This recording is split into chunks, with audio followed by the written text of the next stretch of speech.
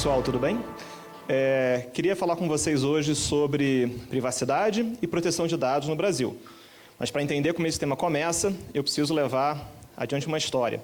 Trabalho com esse tema nessa interface entre direito e tecnologia há bastante tempo, há mais de 20 anos.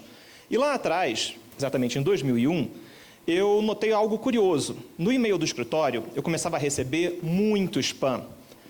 Para quem não se lembra, spam são aquelas mensagens indesejáveis que chegavam ou chegam na nossa caixa eletrônica que vão ocupando o nosso dia se a gente tentar apagar tudo aquilo. Lá atrás, em 2001, eu recebia de tudo. Venda de produtos, príncipes nigerianos exilados queriam minha ajuda para recuperar o seu patrimônio, né? Como a gente é especial. Mas aquilo começou a me incomodar. Então pedi a um estagiário que fosse até o Camelódromo, né, o Centro de Comércio Popular da Uruguaiana, ali no centro do Rio, e me comprasse um CD para mandar spam. O que é isso?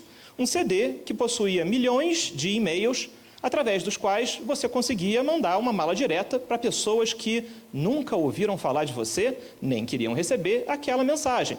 A gente pode até questionar se isso é lícito ou ilícito, motivo pelo qual eu pedi que o estagiário fosse comprar, não eu. Se eu não falar nada de relevante até o final dessa exposição, eu queria passar uma lição de vida para vocês. Esse estagiário virou meu chefe. Então, gente, tratem bem o seu estagiário. Ele um dia pode ser o seu chefe.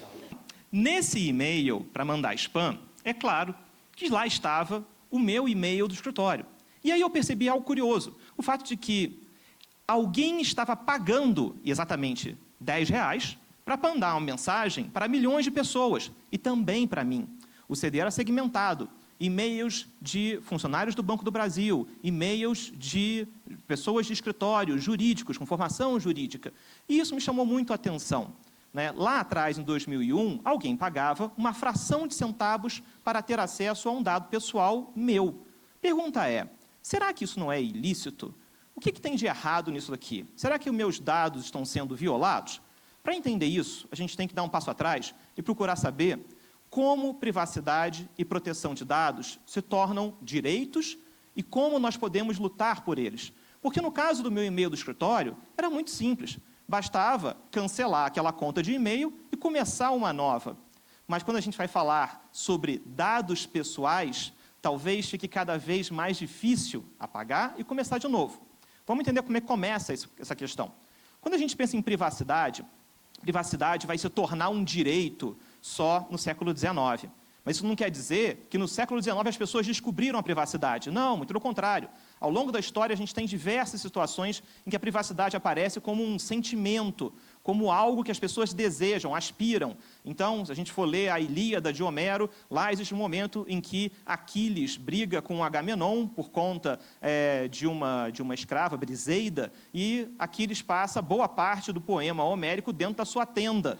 E aí não vai lutar na Guerra de Troia, se recusa a lutar. Aquela tenda é o lugar dele, onde ele tem privacidade.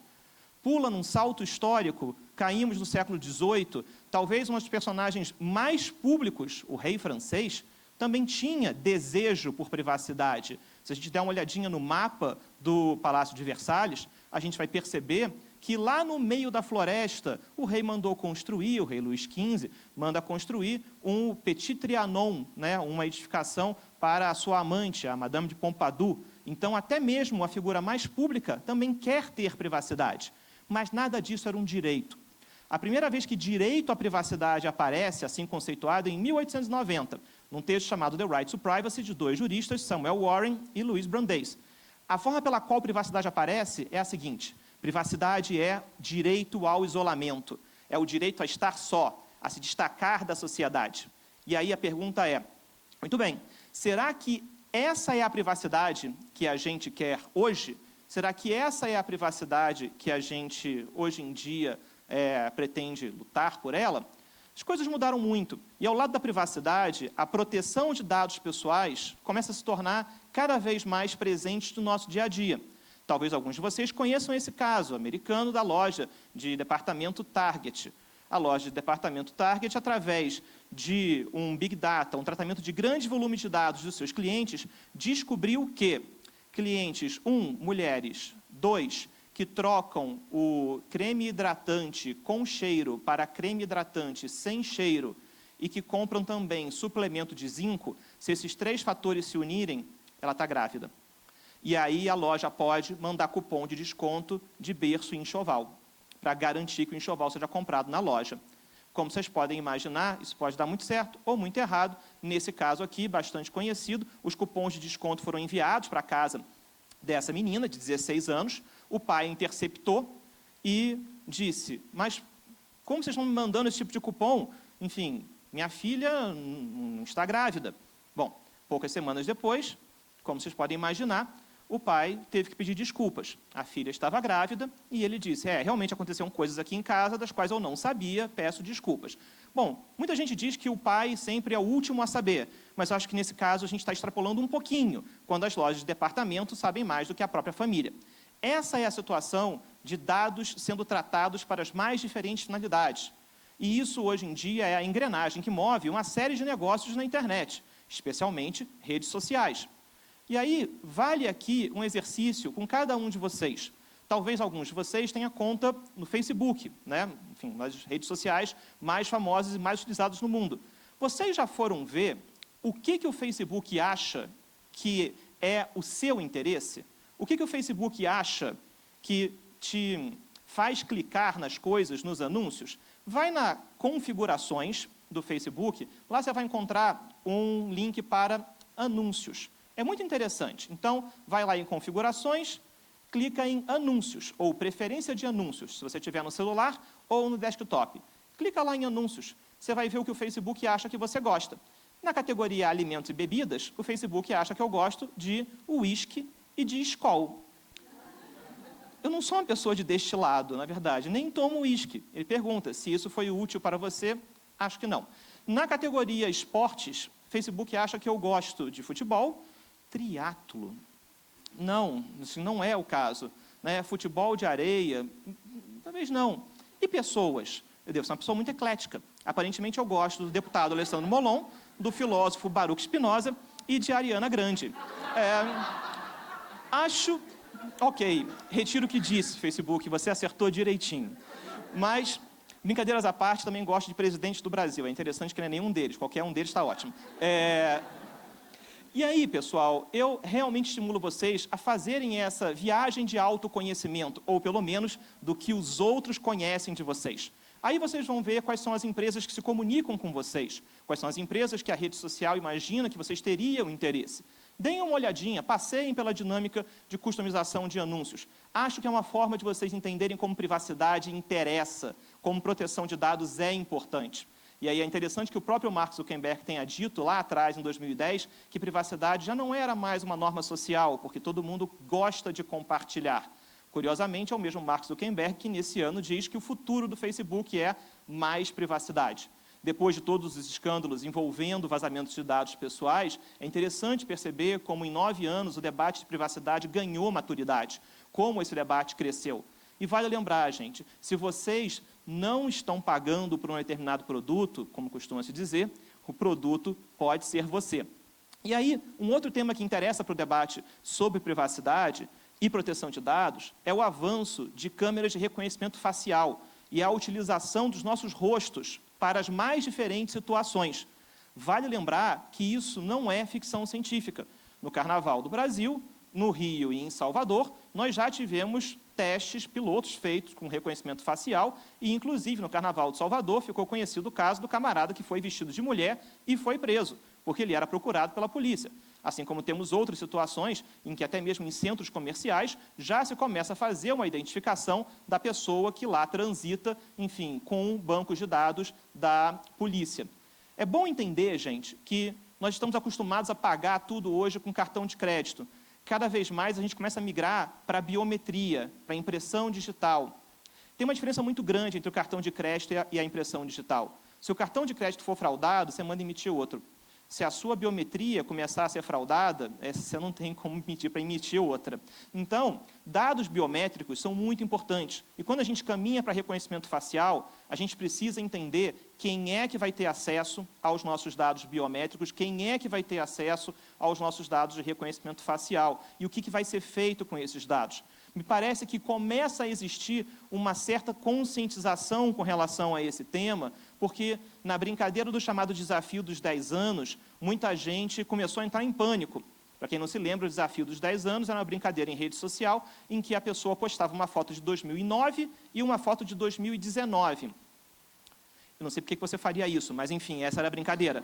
E muitas pessoas começaram a dizer, isso é uma armadilha, na verdade é para treinar técnicas de aprendizado de máquina pautadas em padrões de envelhecimento.